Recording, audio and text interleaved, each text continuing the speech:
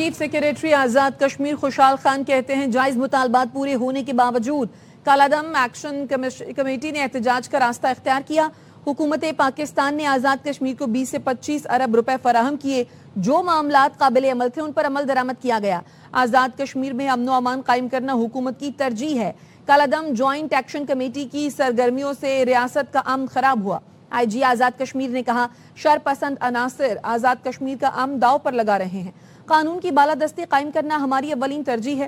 قانون کی بالادستی قائم کرنا ہماری اولین ترجیح ہے۔ تو آپ کو بتا رہے ہیں چیف سیکریٹری آزاد کشمیر خوشحال خان نے اب سے کچھ دیر قبل نیوز کانفرنس کی تھی، جس میں انہوں نے کہا کہ جائز مطالبات پورے ہونے کے باوجود کالعدم ایکشن کمیشن نے احتجاج کا راستہ اختیار کیا۔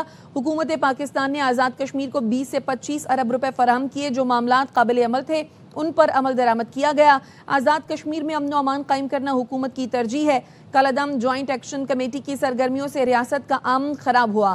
آئی جی آزاد کشمیر نے کہا شر پسند عناصر آزاد کشمیر کا امن داؤ پر لگا رہے ہیں۔ قانون کی بالادستی قائم کرنا ہماری اولین ترجیح ہے۔ چیف سیکریٹری آزاد کشمیر اور آئی جی آزاد کشمیر نے اب سے تھوڑی دیر قبل نیوز کانفرنس کی تھی، جس میں ان کا کہنا یہ تھا کہ جائز مطالبات پورے ہونے کے باوجود کالعدم ایکشن کمیٹی نے احتجاج کا راستہ اختیار کیا۔ اسی پر بات کرنے کے لیے وفاقی وزیر پارلیمانی امور طارق فضل چودھری صاحب ہمارے ساتھ موجود ہیں۔ چودھری صاحب بہت شکریہ آپ کے قیمتی وقت کے لیے۔ سر، ابھی تھوڑی دیر قبل چیف سیکریٹری آزاد کشمیر اور آئی جی آزاد کشمیر نے نیوز کانفرنس بھی کی، اور ظاہر ہے وہی بات ہو رہی ہے۔ تعجب ہے کہ جتنے بھی قابل عمل مطالبات تھے ان پر عمل درآمد کیا گیا حکومت پاکستان کی جانب سے، نہ صرف یہ بلکہ 20 سے 25 ارب بھی فراہم کیے گئے۔ اس کے باوجود ہم یہ دیکھ رہے ہیں کہ جو کالعدم ایکشن کمیٹی ہے یہ پھر بھی احتجاج کا راستہ اختیار کر رہی ہے، اور نہ صرف احتجاج کا راستہ اختیار کر رہی ہے بلکہ آزاد کشمیر کے امن کو بھی داؤ پر لگا رہی ہے۔ کیا سمجھتے ہیں آپ، کیا وجہ ہوگی؟ دیکھیے، میں ان مذاکرات کا حصہ تھا جب ہم اکتوبر 2025 میں جوائنٹ ایکشن کمیٹی، جو کہ اب کالعدم جماعت بن چکی ہے، ان کے ساتھ ہم نے کیے۔ ان کے جو میں کہوں گا کہ جائز اور ناجائز مطالبات تھے وہ کشمیر کے امن کے لیے وہ ہم نے تصریح کی، اور اس کے بعد 38 نکاتی معاہدہ دستخط کیا گیا، اس پہ دستخط ہوئے، اور ان 38 میں سے 35 نکات جو ہیں وہ پورے ہو چکے ہیں، چونکہ اس کے بعد ہماری ایک monitoring committee prime minister of Pakistan کی طرف سے جو بنائی گئی تھی، ہر مہینے جائزہ لیتی تھی کہ ان نکات پہ جو اس معاہدے میں درج ہیں کتنا عمل ہو چکا ہے۔ تو 35 نکات جو ہے اس پہ عمل ہو چکا ہے۔ یہ بات میں بہت تفصیل سے اس سے پہلے کئی مرتبہ میڈیا پہ بتا چکا ہوں۔ ایک نقطے کے حوالے سے میں نے بتایا ہے، ایک کلاس کے حوالے سے بتایا ہے کہ اس پہ عمل درآمد کس طرح کیا گیا، اور جو بڑے پروجیکٹس ہیں، میگا پروجیکٹس، ان کے لیے جو فنڈز وغیرہ ہیں وہ بھی جاری کر دیے گئے تھے۔ تو یہ تو اس کا آپ یہ کہیں کہ احوال ہے۔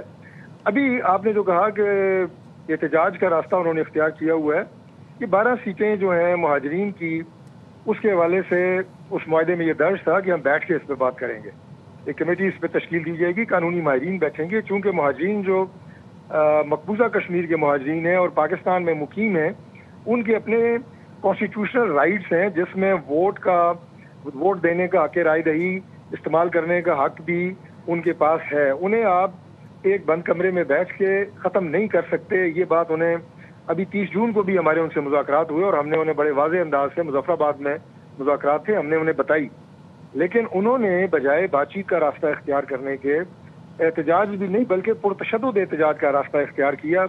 جو راولا کوٹ کا ہاسپٹل ہے اس میں انہوں نے اٹیک کیا، وہاں پہ سویلینز تھے، ان پہ تشدد کیا، جو کے لیے پولیس کے وہاں پہ جوان تھے انہیں شہید کیا، ایک ایف سی کے جوان کو شہید کیا، ان کی لاشوں کی بے حرمتی کی۔ یعنی تصور سے باہر ہے کہ وہ آپ کے اپنے علاقے کے جوان ہیں۔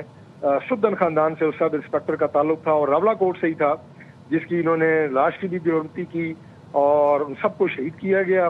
اب اس کے بعد پھر جو لا انفورسنگ ایجنسیز ہیں، ظاہر ہے انہوں نے حرکت میں آنا تھا، اور ان تمام لوگوں کے خلاف جو کہ اس بے ایمانہ تشدد میں اور اس احتجاج میں جو فائرنگ ہوئی اور یہ پرتشدد مظاہرہ جو شکل اختیار کر گیا، ان کے خلاف کارروائی ہوئی اور مزید ہوگی۔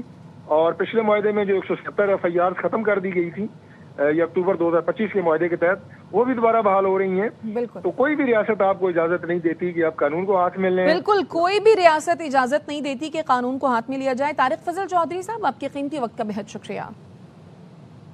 کالا دم عوامی ایکشن کمیٹی کو ایک اور بڑا جھٹکا. باغ سے تعلق رکھنے والے کور ممبر افتخار محمود نے لا تعلقی کا اعلان کر دیا. اپنے ویڈیو پیغام میں افتخار محمود نے کالا دم کمیٹی کے انتشار کو مسترد کر دیا.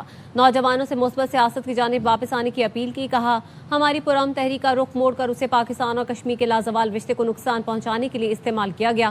ریاست پاکستان کے خلاف اٹھنے والی کسی بھی آواز، سرگرمی یا پھر علیحدگی پسند تنظیم سے ہمارا کوئی تعلق تھا اور نہ ہے.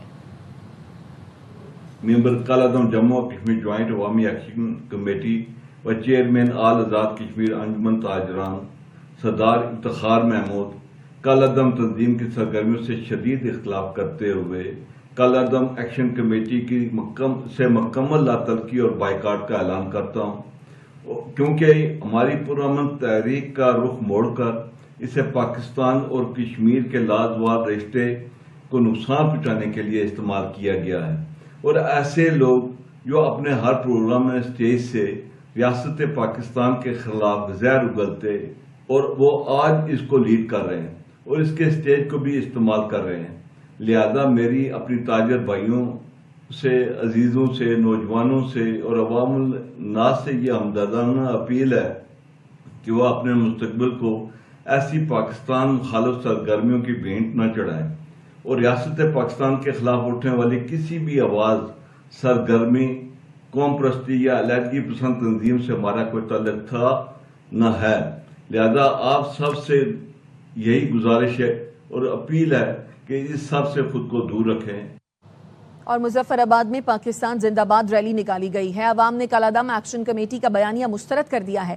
بیرونی ایما پر آزاد جموں و کشمیر کے امن و امان کو تباہ کرنے کے مذموم ایجنڈے پر کاربند کالا دم ایکشن کمیٹی ناکام ہو گئی.